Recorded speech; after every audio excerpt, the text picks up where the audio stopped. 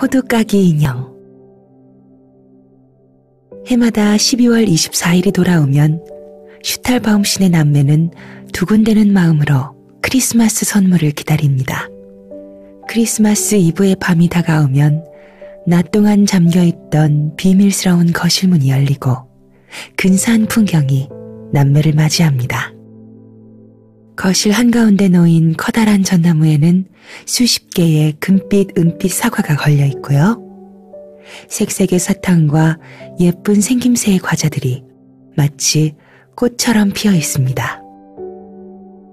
광채가 나는 전나무 주변에는 갖가지 인형과 장난감이 놓여 있죠. 무엇보다 아이들에게 큰 즐거움을 준 것은 드로셀마이어 대부의 선물이었어요. 고등법원 판사인 드로셀마이어는 작은 키의 마른 몸집으로 늘 흰색 가발을 쓰고 다니죠.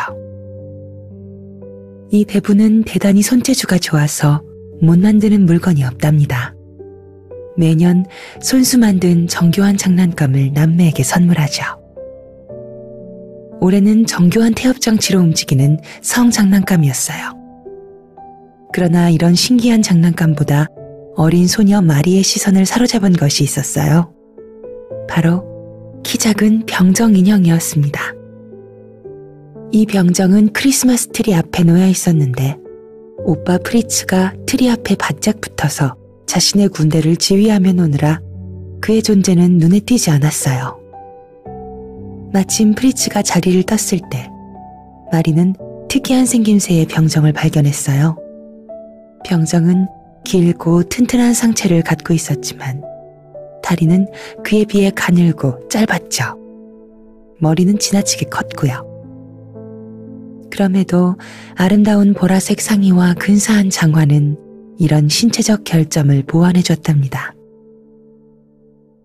병정의 커다란 녹색 눈에선 친근함과 호의가 엿보였고 붉은 입술은 온화한 미소를 짓고 있었어요. 마리는 첫눈에 이 병정이 마음에 들었습니다. 아빠는 마리에게 이 인형은 호두까기 인형이라고 알려줬어요. 실제로 아빠가 인형의 나무의 틀을 높이 치켜 올리자 인형은 입을 아주 크게 벌리며 하얗고 뾰족한 이빨을 드러냈어요. 그 안에 호두를 넣으면 인형이 딱 하는 소리와 함께 호두를 깨물어 부쉈어요. 아빠는 마리가 인형을 좋아하는 걸 눈치채고 그렇게 마음에 들거든 특별히 잘 돌봐달라고 당부했습니다. 호두가 딱 소리를 내며 깨지는 모습이 재밌어 보였던지 오빠 프리츠는 자신도 해보겠다고 우겼어요. 그러나 프리츠가 제일 크고 단단한 호두 여러 알을 한 번에 인형의 입에 넣는 바람에 인형의 이빨 3개가 부러져 버렸어요. 아래턱도 느슨해졌고요. 깜짝 놀란 마리가 프리츠의 손에서 인형을 빼앗더니 울기 시작했습니다. 마리는 불쌍한 호두까기 인형을 작은 손수건으로 감싸고 상처난 턱에는 자신의 예쁜 흰색 띠를 묶어줬답니다. 슈탈바움신의 거실 한쪽 벽에는 유리문이 달린 키높은 장식장이 있는데요. 프리츠와 마리는 원하는 물건을 장식장에 채워 넣을 수 있었어요. 프리츠가 장식장 안에 자신의 경기병을 줄지어 세우는 동안 마리는 인형들이 편히 쉴 수 있도록 인형 침대와 소파를 재배치하고 있었죠. 잠자리에 들 시간이 되어 엄마가 마리를 불렀지만 마리는 급하게 할 일이 있다며 이것만 하고 곧바로 자러 가겠다고 대답했어요. 마리는 온순하고 믿음직스러운 아이였으므로 엄마는 마리의 대답에 그러라고 허락했어요. 마리는 자신의 클레르헨 인형에게 양해를 구한 뒤 부상당한 호두까기 인형을 클레르헨의 침대에 눕혔어요. 장식장 문을 닫고 돌아서는데 사방에서 무언가 부산스럽게 움직이는 소리가 들렸어요. 우당탕대며 빠르게 달리는 소리가 나더니 생쥐무리들이 나타나 이리저리 질주하기 시작했답니다. 뒤이어 어디선가 들려온 서늘한 휘파람 소리에 마리는 등골이 오싹해졌어요. 순간 바닥에서 거대한 모래먼지가 일더니 7개의 머리가 달린 생쥐가 나타났습니다. 왕관을 쓴 거대한 몸집의 생쥐왕과 생쥐무리들이 천천히 마리에게 가까이 다가왔어요. 두려움에 떨며 뒷걸음치던 마리가 그만 팔꿈치로 치는 바람에 장식장 유리문이 와장창 깨져버렸습니다.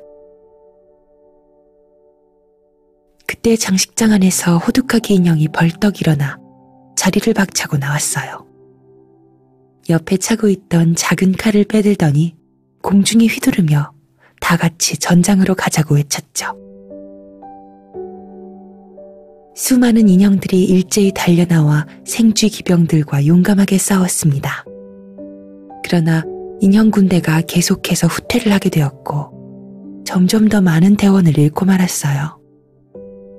이내 생쥐 기병들이 호두까기 인형을 둘러싸고 포위하더니 생쥐왕이 즐거운 듯 찍찍 소리를 내며 호두까기 인형에게 다가가기 시작했어요.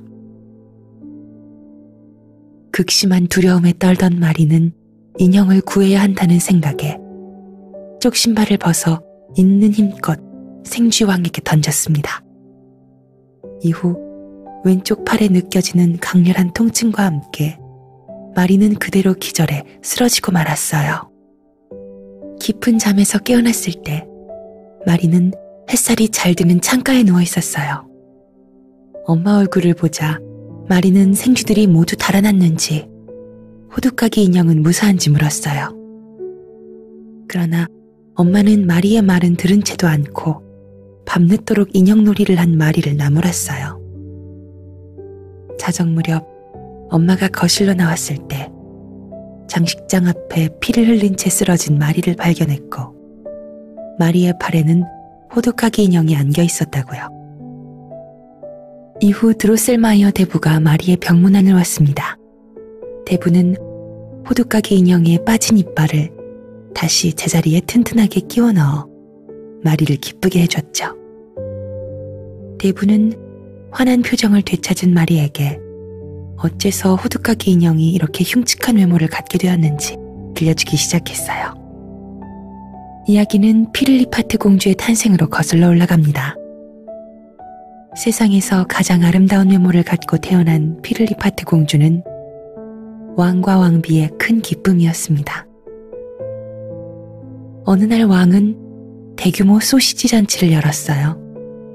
소시지를 좋아하는 왕을 위해 왕비는 소시지 공정 중 베이컨을 잘라서 굽는 과정을 손수했습니다. 그러나 베이컨의 상당수를 궁전 주방에 사는 생쥐 마우제링크스 부인의 일가 친척들이 먹어버리는 일이 생겼어요.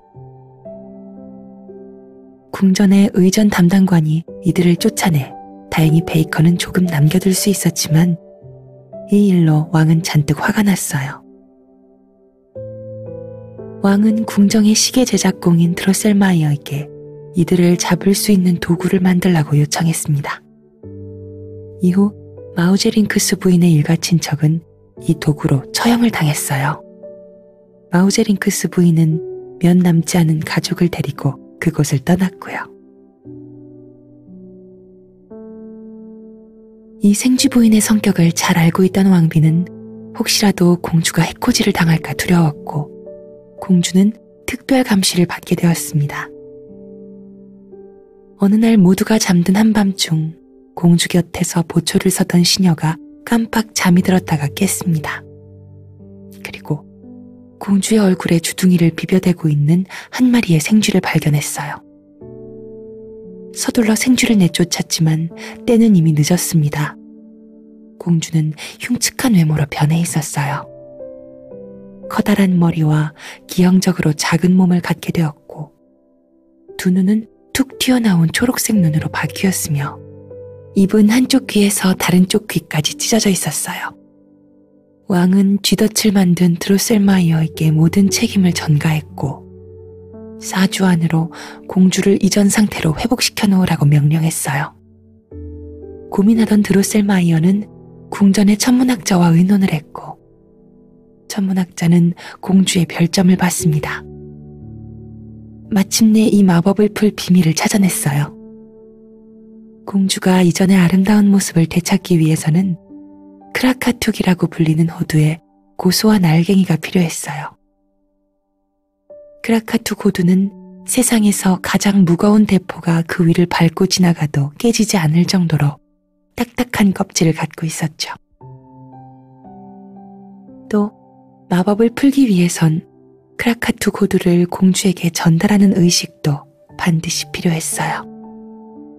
한 번도 면도를 해본 적이 없고 장화를 신어본 적이 없는 남자가 공주 앞에서 이 딱딱한 호두를 깨물어야 하고 호두 알갱이를 건넬 땐 두 눈을 감아야 했죠. 이후 남자는 아무 것에도 걸려 넘어지지 않고 7걸음을 뒷걸음친 뒤에야 비로소 다시 눈을 뜨는 의식을 거쳐야 했습니다. 드로셀마이어와 천문학자는 이 소식을 왕에게 전했고 그는 뛸 듯이 기뻐했습니다. 한 가지 문제는 크라카툭 호두와 단단한 그 호두를 깨물어 부술 수 있는 젊은이를 찾는 일이었죠. 두 사람은 크라카툭 호두를 찾아 15년간 방랑 생활을 했어요. 전 세계를 돌아 다시 자신들의 고향 뉘른베르크에 도착했을 때 드로셀마이어는 오랫동안 만나지 못했던 인형 제작자인 사촌에게 서둘러 달려갔어요. 그리고 그간 겪은 모든 일을 털어놓았습니다. 크라카툭 호두를 찾아 헤맨 얘기를 듣던 사촌은 와락 드로셀마이어를 끌어안으며 소리쳤어요.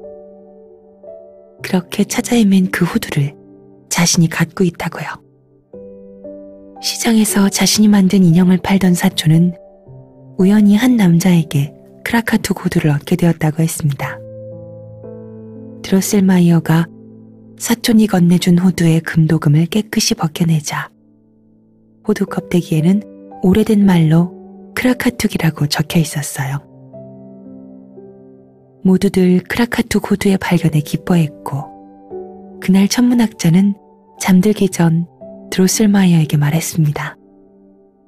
우리는 크라카툭뿐만 아니라 호두를 깨물어 공주에게 아름다움을 되찾게 할 젊은이도 찾았다고요. 바로 사촌의 아들이라고 했습니다. 사촌의 아들인 젊은 드로셀마이어는 상냥하고 잘 자란 사내아이로 크리스마스가 되면 멋진 붉은색 상의를 입고 아버지의 인형 가판대 앞에 서서 호두를 직접 까주곤 했습니다. 소녀들은 이 젊은이에게 꼬마 호두까기란 별명을 붙여주었죠. 드로셀마이어와 천문학자 그리고 젊은 드로셀마이어는 다 같이 궁전으로 향했습니다. 놀랍게도 젊은 드로셀마이어가 까준 호두를 먹은 공주는 이내 눈부신 아름다움을 되찾았습니다. 호두를 건네고 7걸음 뒷걸음질을 치는데 마지막 걸음에서 어디선가 새된 비명소리가 울려 퍼졌습니다. 알고 보니 젊은 드로셀마이어가 신고 있던 신발의 뾰족한 굽이 마우제링크스 부인의 목을 밟은 거였어요. 이에 놀란 그는 마지막 걸음을 제대로 마무리하지 못했고 공주가 그랬듯 마법에 걸려 흉측한 외모로 변하고 말았습니다. 마우제링크스 부인은 7개의 왕관을 쓴 자신의 아들이 호두까기 소년이 한 일을 되갚아 줄 거란 말을 유언처럼 남긴 채 죽었습니다. 공주는 흉측하게 변해버린 젊은 드로셀마이어의 모습에 비명을 질러댔고 이후 드로셀마이어와 천문학자, 마법에 걸린 젊은 드로셀마이어는 궁에서 추방되었습니다. 대부의 이야기를 듣던 마리는 이야기 속 솜씨 좋은 시계 제작자인 드로셀마이어가 바로 대부 본인이며 마법에 걸린 젊은이는 바로 대부의 조카란 사실을 눈치챘습니다. 마리는 대부가 왜 호두까기 인형과 생쥐왕과의 전쟁에 관여하지 않는지 궁금했어요. 대부는 이에 대해서 오직 마리만이 호두까기 인형을 구할 수 있다는 의미심장한 대답을 할 뿐이었습니다. 이후 마리는 다시 건강해졌고 평소처럼 유쾌하게 거실을 뛰어다녔습니다.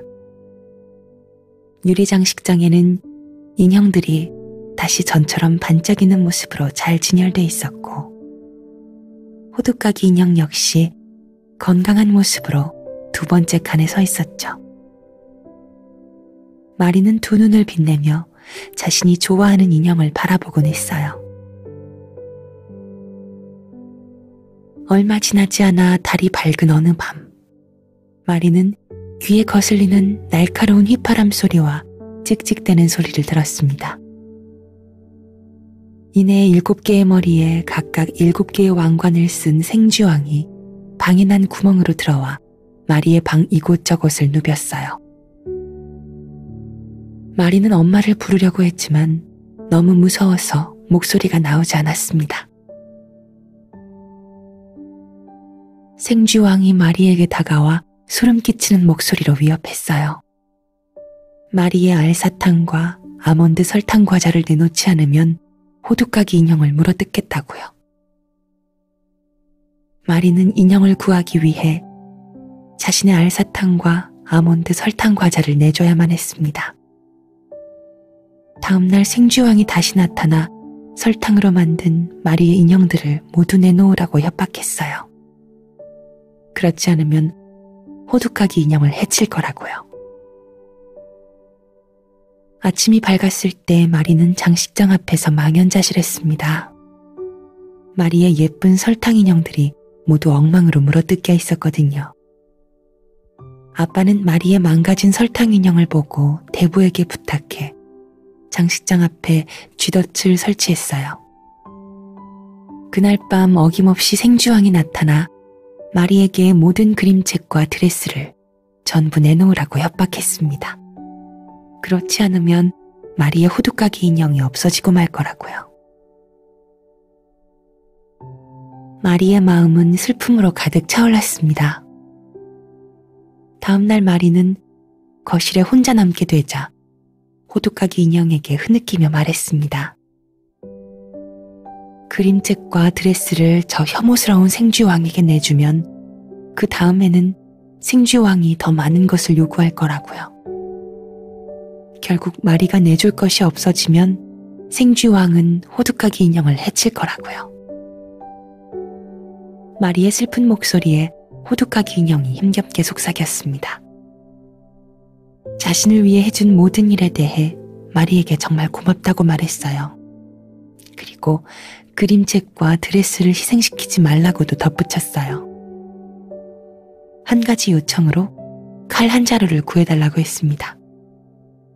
마리는 오빠 프리츠에게 생쥐왕이 협박한 이야기를 모두 털어놓았고, 프리츠의 군대에서 퇴역한 장군이 차던 칼을 빌렸어요.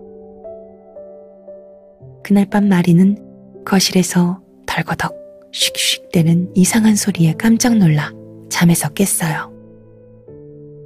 이 소리는 이내 날카로운 비명소리로 이어졌고요. 생쥐왕을 무찌른 호두까기 인형은 마리에게 생쥐왕의 왕관을 건네며 이 기쁜 소식을 전했습니다. 그리고 그동안 자신에게 호의를 베풀어준 마리에게 고마움의 뜻으로 인형 왕국을 보여주고 싶다고 했어요. 마리는 호두까기 인형을 따라서 사탕 초원을 지나 오렌지향 바람이 부는 크리스마스 숲으로 향했습니다. 모든 것이 황갈색 생강쿠키로 만들어진 마을을 지나 아름다운 총천연색으로 가득한 사탕마을을 지났어요. 그리고 마리는 장밋빛 호수를 건너 아몬드 크림 과자로 만들어진 마르치판 성에 도착했습니다. 그곳에서 귀부인들의 대접을 받으며 성대한 식사를 했답니다. 길고 아름다운 꿈에서 깨어난 마리 앞에 대부가 젊은 남자와 함께 나타났습니다. 키가 작은 편이지만 균형이 잘 잡힌 멋진 몸매의 남자는 근사한 붉은색 상의를 입고 있었어요. 이 남자는 흠잡을 데 없는 행실을 갖췄는데 마리에게는 한아름의 멋진 장난감, 특히 생쥐왕이 물어뜯은 인형과 똑같은 인형을 가져다 주었고 프리츠에게는 아름다운 칼 한 자루를 선물했습니다. 식사 중에는 모두를 위해 호두를 까주었고요. 젊은이는 마리와 단둘이 있게 되자 마리에게 한쪽 무릎을 꿇으며 청혼을 했어요. 마리의 변함없는 애정으로 마법에서 풀려나 본래의 모습을 되찾을 수 있었다고요.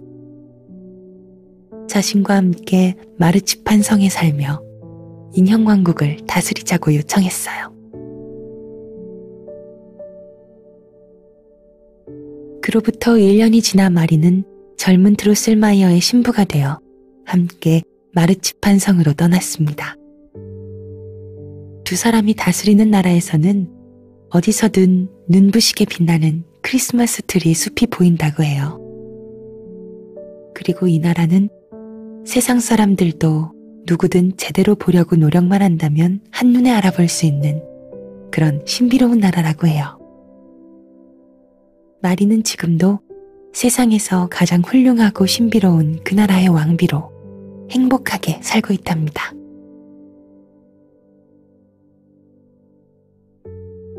잠으로 안내하는 동화 호두까기 인형 잘 들으셨나요? 보이지 않는 것을 드러내는 상상력의 힘이 잘 살아있는 고전입니다. 저자는 우리가 동심을 잃지 않고 상상의 힘이 있다면 세상에서 가장 신비로운 나라를 볼 수 있다고 말합니다. 어떤 동화를 가장 좋아하세요? 가장 감명받은 동화 속 세상은 어떤 모습이었나요? 실제라고 믿었던 동화가 있었나요? 호두까기 인형을 통해 순수한 동심과 천진난만한 상상의 세계를 다시금 만나는 귀한 시간이 되셨길 바랍니다.